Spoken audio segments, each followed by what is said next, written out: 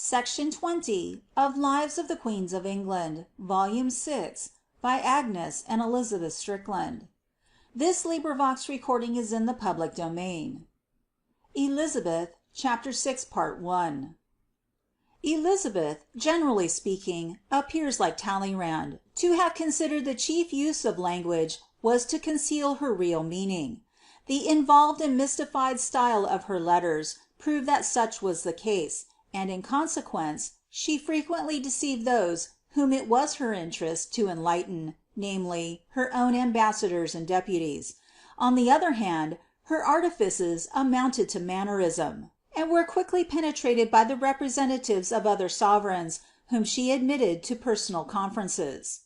With all her pride and caution, she was a great talker, and very excitable. It was no difficult matter to put her in a passion, and then she spoke her mind freely enough, if we may rely on the reports of the various ambassadors resident at her court. Her vanity and coquetry, if skilfully played upon, often carried her beyond the bounds of prudence, and rendered her communicative on some points, on which private gentlewomen generally maintain some degree of reserve. The reader has seen the free and easy terms on which Sir James Melville contrived to establish himself with this haughty princess, and the singular confidences with which both she and Leicester favoured two successive French ambassadors, de Foix and La Forêt. The recent publication of the dispatches of La Mothe Fenelon enables us to unfold many a rich scene between that statesman and our royal heroine, which are now, for the first time, translated from the original French, and interwoven in her biography. Elisabeth honoured this ambassador, who was one of the deepest intriguers of the age, and of course one of the most agreeable flatterers, with an audience at Hampton Court, November 14, 1568. She gave him a very gracious reception, but expressed some regret for the departure of La Forêt, of whom she made honourable mention. She made particular inquiries after the health of the King of France and the Queen Mother, and asked, if it were true that they had been visited with the heavy affliction of the death of the Queen of Spain, Elisabeth of France? La Mothe replied, that it was only too true that their majesties were overwhelmed with grief, and that they and their whole court were in mourning on that sorrowful occasion, which was the reason why he presented himself before her majesty in that dress. Elisabeth, like her father and her brother Edward, entertained the greatest aversion to the sight of dule or anything that could remind her of the uncertainty of human life. She was pleased, however, to make a very courteous response, and said, that she regretted the death of the Queen of Spain with all her heart, and that she should wear mourning for her, as if she had been her sister, and that she felt very much for their majesties, knowing for a certainty how great their sorrow must be for this sad event, and she prayed God to give them some other good consolation in compensation for their loss. She observed, that she had not yet been informed of this misfortune, either by the King of Spain or his ambassador, for if she had had the proper intimation of it, she would have had the obsequies of the Queen of Spain celebrated in England as well as elsewhere. These complimentary solemnities in honour of the departed Catholic Queen were performed according to the rites of the Protestant Church of England in St. Paul's Cathedral, in the same manner that the obsequies of Henry II of France and those of the Emperor had formerly been celebrated there by her command. Elisabeth told the French ambassador that she had paid this respect to the memory of the Queen of Spain, out of regard to her mother, the Queen Regent of France, and her brother, Charles IX, and added, that all Christendom had cause to weep for this princess, and that she herself had listened with tears to the account which had been given of her virtues by the Countess of Feria, an English lady, formerly in her own service, who had recently come from Spain, and she doubted not but her late majesty was now one of the brightest angels in heaven, having been a very holy queen on earth. And she prayed Monsieur de la Mothe to write to the Queen of France, that she had given orders for the said obsequies more than a month ago, although the Spanish ambassador had not thought proper to communicate the death of the Queen to her, and that she had even sent to remind him that it was the custom on such an occasion to notify it officially, either by a letter or a gentleman sent express for the purpose. Fenelon said, He imagined the Duke of Alva had the letter already in his hands for that purpose.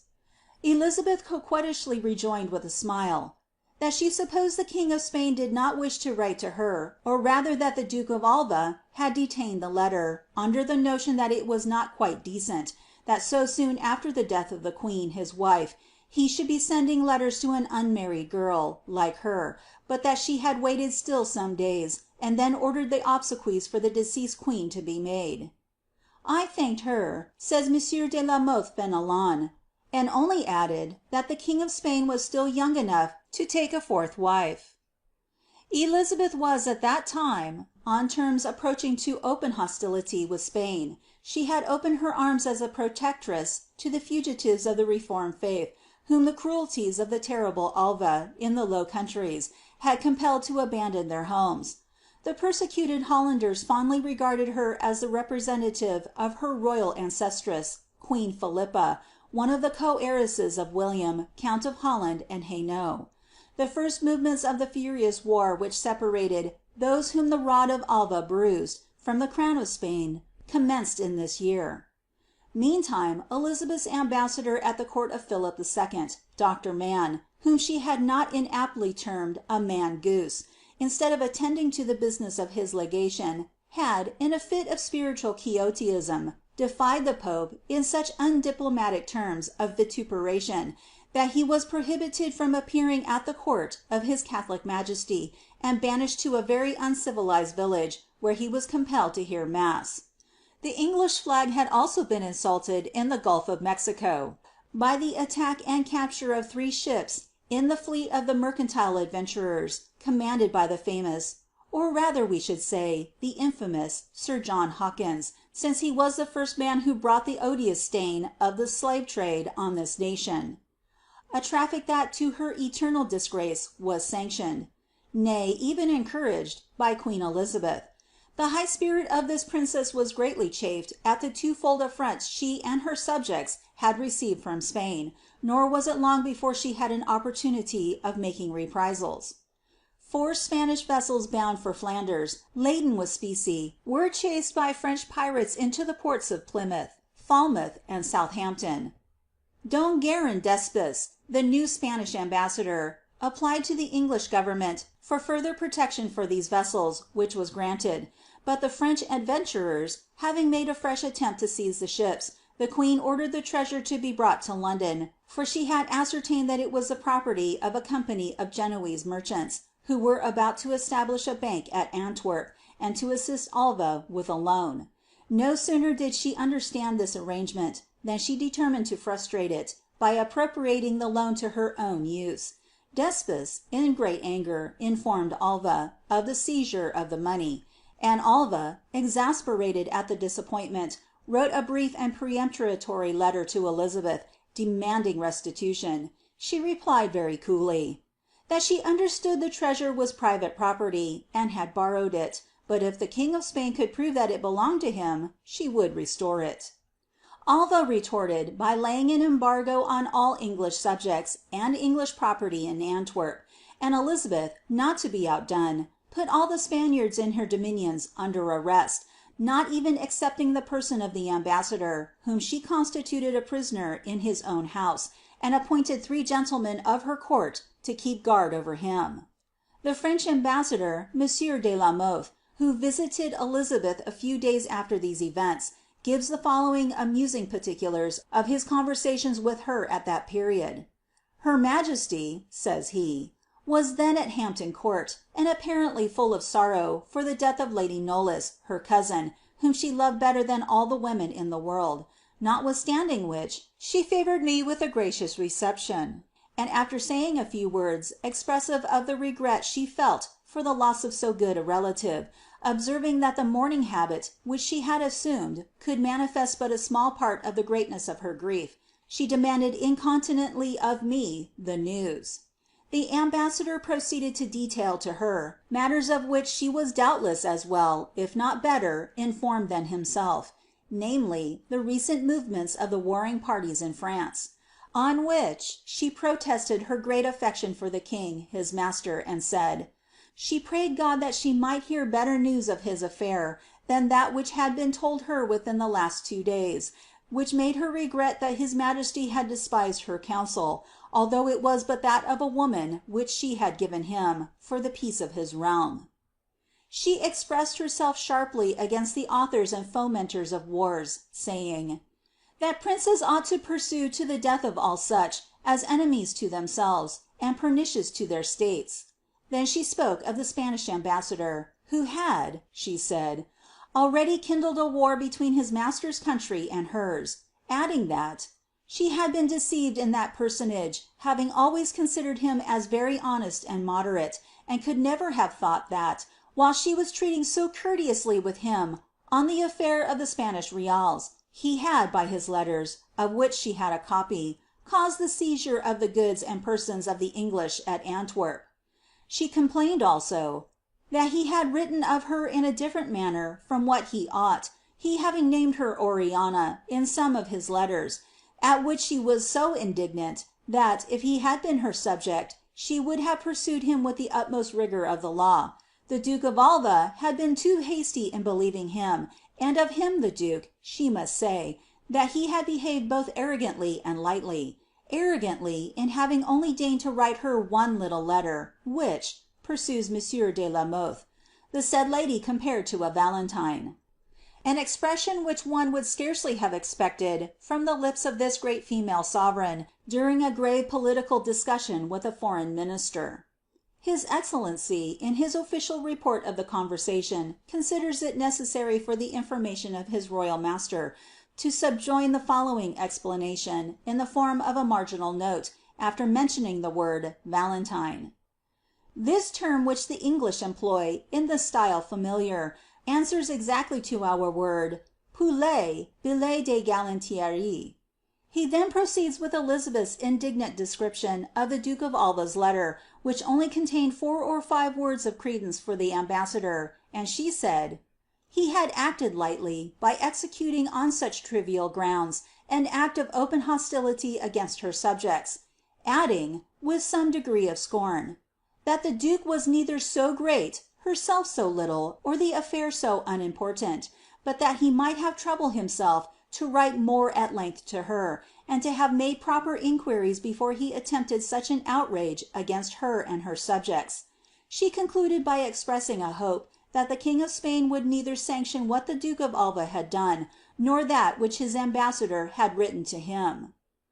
La Mothe observed, as soon as he could get a word in, that she ought to consider that the Duke of Alva was naturally irritated at the loss of the money which was intended to pay his troops, who were likely to mutiny if he did not make his disbursements with punctuality, and facetiously reminded her that the King of Spain, being once more a widower, and in search of a suitable consort, would not for the world offend an unmarried princess like her. Neither, for the same cause, should she quarrel with him who was on that pursuit.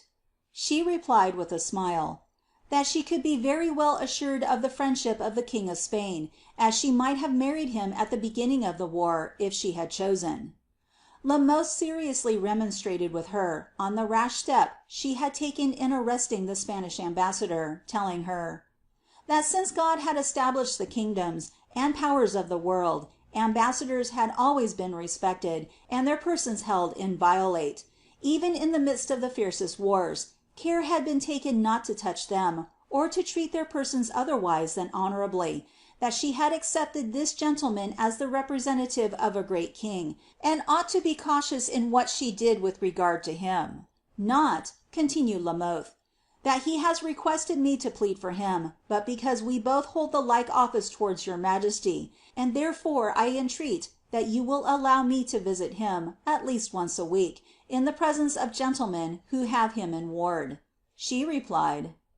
that seeing the terms on which D'Espes had been in the means of placing her with the king, his master, she had taken measures for his protection, lest he should be attacked, but that she had merely confined him to his lodgings, under the guard of 3 gentlemen, whom she had commanded to bear themselves courteously towards him.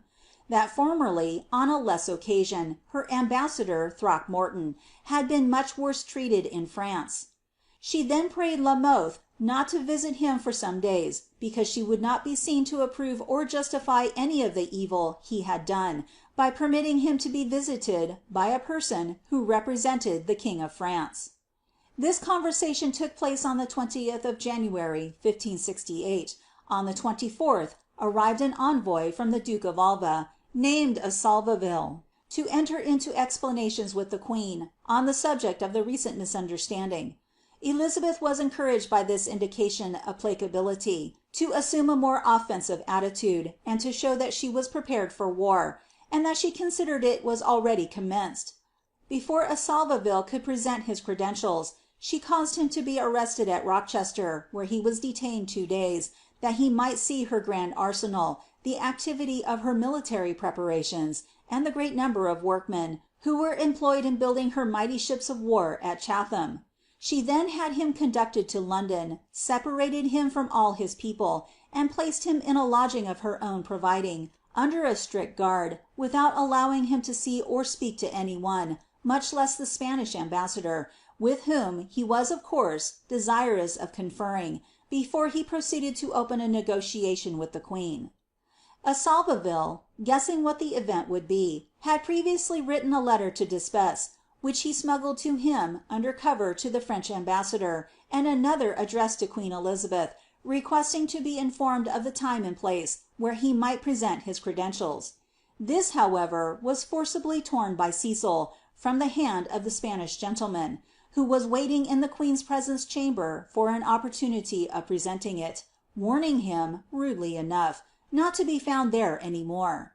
The object of all this was, to compel the poor envoy to unfold his business to some of the council, before he had received his cue from his own ambassador, who was still a prisoner in his own house. But Salveville, with laudable obstinacy, refused to open his lips to any one, till he had communicated with D'Espes.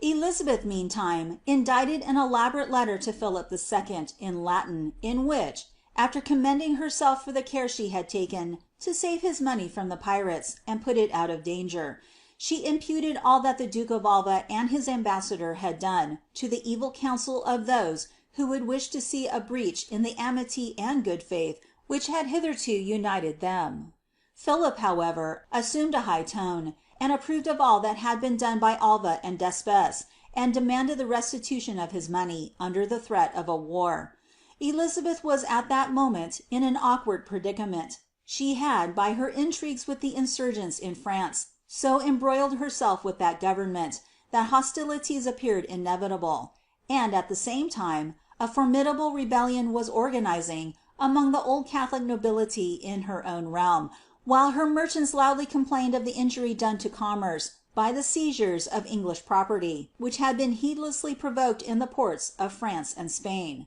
In fact, it appeared scarcely possible to avoid a war with both. Each sovereign complained of mutual grievances. Elizabeth aided the Queen of Navarre incipiently, her subjects helped her openly, and this princess was virtually Queen of the South, and all of the Protestants in France. The goldsmiths in England, it was supposed, had lent the Queen of Navarre money on her jewels, and, after the disastrous battle of Moncontour, Elizabeth had offered, in case the King of France proved too strong for the Protestant cause, to give refuge to her and her daughter Catharine, the Princess of Condé, and her little ones in England. On the other hand, the King of France, by way of reprisal, supported the partisans of Mary, Queen of Scots, who was regarded as the rightful queen by most of the Roman Catholics in the British Isles. On the 10th of February, La Mothe Fenelon, in an audience with Elizabeth, informed her that a gentleman, in the service of the Queen of Scots, had complained to him of the rigour with which his royal mistress had been treated, on her compulsory removal from Bolton to Tutbury. His Excellency, with manly plainness, represented that those who advised her Majesty to put constraint, not only on the will but the royal person of a sovereign and her kinswoman, made her do a wrong to her own reputation. He then besought her to cause the Scottish queen to be treated in such a manner, in the place where she had compelled her to go, that she might have occasion to speak of her with praise in her letters to the King and Queen of France. Elizabeth replied, with some choler, that she had neither used force nor violence to the Queen of Scotland, having merely removed her to a place where she would be better treated than at Bolton, where all the necessaries of life were scarce. She also gave, as a reason for what she had done, that Mary had written into Scotland a letter which had fallen into her hands, requiring some of the lords of her country to take up arms and make an inroad to where she was at Bolton, that she had, in the same letter, accused her of having treated with the Earl of Murray to have him declared legitimate, with several other things equally false.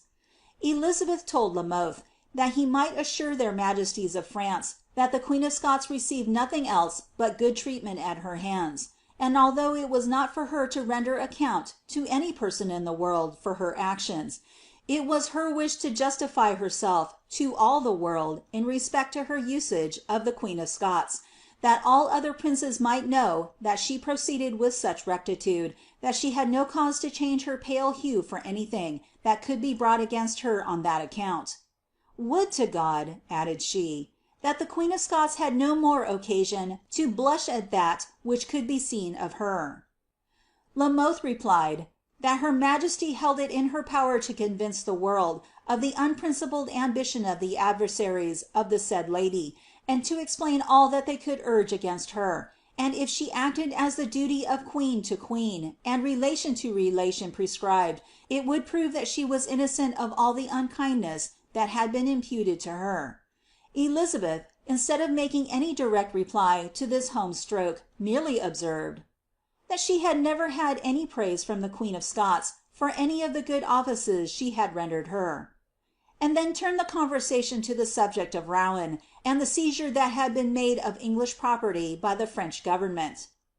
On another occasion, says La Mothe, she told me that she had taken pains to be more than a good mother to the Queen of Scots, yet she, on the contrary, had continually practised intrigues in her kingdom against her, and that those who did not know how to behave to a good mother merited no other than the cruelest step-dame. She then summoned her council and the Bishop of Ross, to whom she recited in French most of what I had told her, and the reply she made me. Then she uttered in English many complaints of the Queen of Scots, and, in conclusion, menaced the most active and greatest among them with being made shorter by the head. The fierce jealousy which had been excited in Elizabeth against Mary Stuart by the assumption of the royal arms and style of England in her name, by her ambitious father-in-law, Henry II. of France, was not the only cause of the enmity of that queen. There was a still deeper root of bitterness in this matter, for Henry II. had obliged his young daughter-in-law, during a dangerous fit of sickness, to sign a testamentary paper, bequeathing her rights to the kingdom of Scotland, and her claims on the succession of England, if she died without children, to his heirs.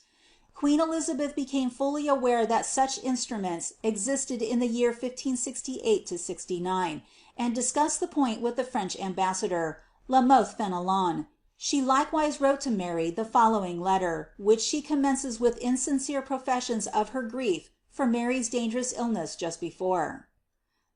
Elizabeth, Queen of England, to the Queen of Scots, May 25, 1569. Madam, to my infinite regret, I have learned the great danger in which you have lately been, and I praise God that I hear nothing of it until the worst was past. For, in whatever time or place it might have been, such news could have given me little content. But if any such bad accident had befallen you in this country, I believe really, I should have deemed my days prolonged too long, if previous to death I had received such a wound. I rely much on his goodness, who has always guarded me against mal-accidents, that he will not permit me to fall into such a snare, and that he will preserve me in the good report of the world till the end of my career. He has made me know, by your means, the grief I might have felt if anything ill had happened to you, and I assure you that I will offer up to him infinite thanksgivings. As to the reply that you wish to receive by my Lord Boyd regarding my satisfaction in the case touching the Duke of Anjou, I neither doubt your honour nor your faith in writing to me that you never thought of such a thing, but that perhaps some relative, or rather some ambassador of yours, having the general authority of your signature, to order all things for the furtherance of your affairs, had adjusted this promise as if it came from you, and deemed it within the range of his commission. Such a matter would serve as a spur to a courser of high mettle, for as we often see, a little bough serve to save the life of a swimmer, so a slight shadow of claim animates the combatant. I know not why they, the royal family of France, consider not that the bark of your good fortune floats on a dangerous sea, where many contrary winds blow, and has need of all aid to obviate such evils, and to conduct you safely into port. And if so be they are able to serve you in aught, still you can in honour deny the intention of transferring her rights to the young Anjou, for if this right abides in them, then to me pertains the wrong. Forasmuch I entreat you to have such consideration for me, to whom the like right only pertains, who have merited on your part true guerdon and honourable opinion, with such deeds as may preserve the true accord of harmony with mine, who, in all my actions towards you, will never fail of right dealing. Howbeit, this bearer will declare to you more amply what I wish in this case. Moreover, if you desire some reply as to the commission given to my lord Ross, the Bishop of Ross, I believe that you forget how near it touches me if I tamper with aught that I am satisfied touches your honour and my safety. Meantime, I will not fatigue you with this letter longer than that, with my cordial commendations, I pray God to preserve you in good health, and give you long life. From Greenwich. This letter is certainly one of the most remarkable ever penned by Elisabeth. The reader will observe her recurrence, in the midst of her caresses, to the leading object of her thoughts, perpetual jealousy of her title.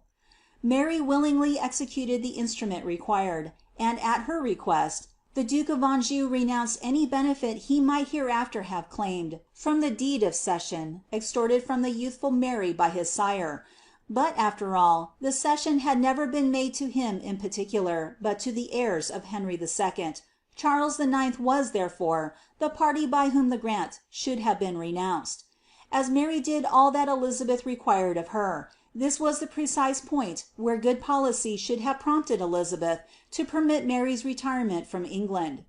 She ought by that time to have perceived the profound mistake she had committed by detaining her in the heart of England, where she served as a rallying point to every seditious movement.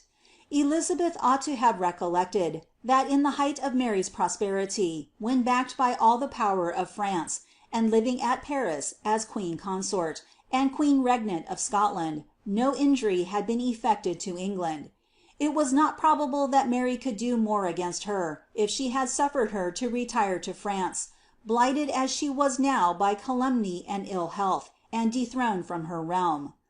The glory of Elisabeth's reign was dim from the hour Mary was detained as prisoner, not only in a moral sense, but, politically and statistically speaking, it was a false step, which placed England in an incipient state of civil war during the whole life of the Queen of Scots, and she became, with good cause, jealous of her own subjects, even those among her nobility who were most nearly connected with herself by the ties of blood. On one occasion she observed significantly, that as long as the Duke of Norfolk lived, the Queen of Scots would never want an advocate.